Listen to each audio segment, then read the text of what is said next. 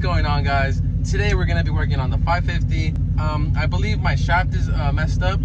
The water pumps, the mechanical water pumps have a little hole in the water pump that I believe when the shaft is messing up, water will start leaking. Since there is no electrical connections going to the water pump, I'm gonna go ahead, swap that out today, and yeah, let's get right to it.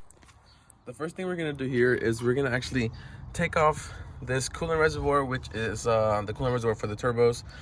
I believe it is a 10 millimeter right here and 10 millimeter right here. We're gonna be disconnecting this hose from this intercooler.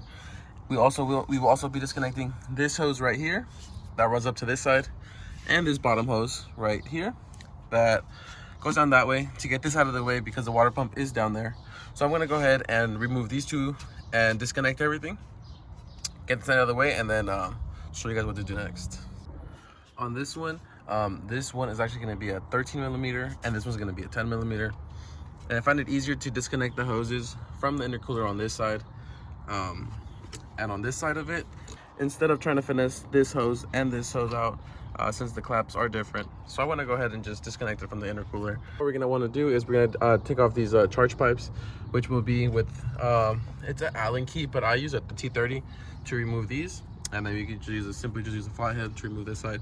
And we're gonna get these chargers removed so we can get this clamp out and have more room for the water pump. With both charge pipes removed, we have easier access to 2 bolts on this bracket, which is gonna be this bolt, and it's gonna be this bolt right there, and it's gonna be same on the other side, which is this one right here and this one right there. Once I'm done removing it, I'll let you guys know which one, which socket it is to remove that one. And then we're gonna be removing these wire harnesses out of the way also to get this whole, because this whole bracket goes up and then over. So also, guys, to remove this one so you can have easier access to those, this one just pulls up. It's also gonna be a 8 millimeter bolt right here on the driver's side that holds on to, I believe, maybe a fuel hose. This is gonna be the bracket that we're gonna be removing. And honestly, guys, just to move it out, you're gonna wanna pull towards you, and then you're gonna wanna do this motion and pull up to get out of the way, which would be in here. The alternator will also be in there, which this bracket is actually what holds down this alternator. So you can actually move it out of the way too. And if you're gonna be doing any type of alternator replacement, now is the time to do it, since that is out of the way. Now that you see we have more access to the pulley, and the pulley is actually, I'm pretty sure the shaft inside is bad because there's way too much movement. I did hear from someone that removing the idler pulley would be much easier, which I believe is a 13 millimeter. So maybe we'll go ahead and do it just to do it out of the way. And also, guys, one more thing before I forget, don't forget to loosen the serpentine belt before you remove these bolts, since the alternator does have some pressure with the serpentine belt. It's going to be a T60 for the belt tensioner. So go ahead and remove that. I believe these are going to be 8 millimeters, but I do have the inverted Torx, which I'm probably going to use since I don't know how long ago this has been replaced. So I'm not too sure how bad the studs are or corroded or stuck in there. This is the next day, guys. We're currently doing something in my house, so I can't be here during the day. So we are going to continue it today and might continue it tomorrow again. We did get the water pump out. You're going to find, so this one's going to be like this. So you're going to find 1, 2, 3 bolts, and then 1, 2 bolts right there.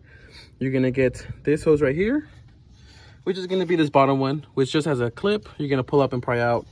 This one has a T30, which goes into this one, and then you have this one over here that goes to the lower radiator hose, which goes to this one, also has a clip and pull out.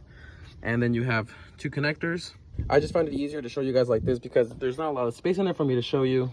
But the reason we're replacing this one is because there is a lot of, you can hear it. And it looks like it might have been leaking too from the inside.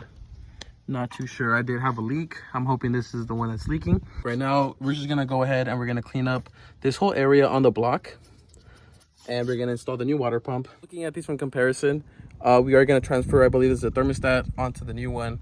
And these new ones do come with this fitting because I believe the X5 also uses the N63 thermostat, but they have an extra hose over here. So this was actually gonna get capped off, which is the reason I'm gonna have to wait till tomorrow because I don't have that yet.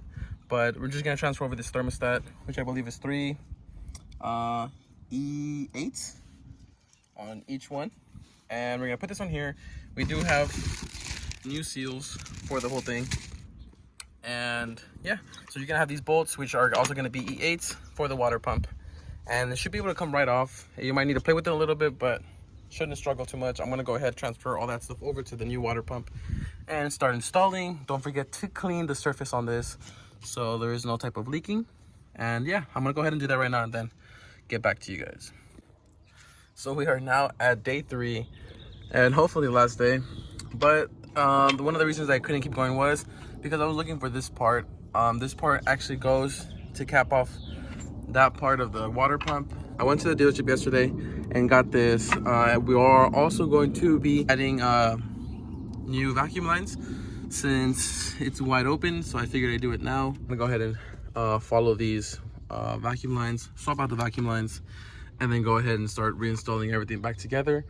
Once we do have everything back together, I will go ahead and give it a start. So I'm gonna go ahead and just reverse order everything, put everything back together, and then we'll catch up with you right now.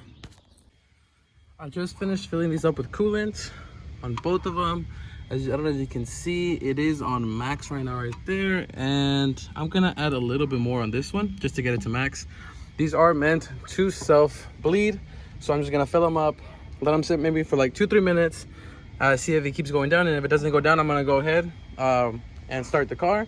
Right now I'm gonna go in, plug the battery since I just disconnected. So now I'm gonna fill this one, keep going into max, fill it up to max, see if it goes down. If it does, I'm gonna start it and check for leaks, let it bleed, and I mean, hopefully everything goes well.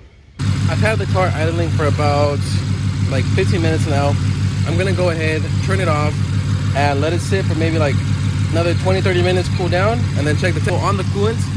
And that's pretty much it for this repair. Just keep an eye on the coolant, see if it's getting low. We should be good to go, guys. Have it, guys. The 550 is now fixed.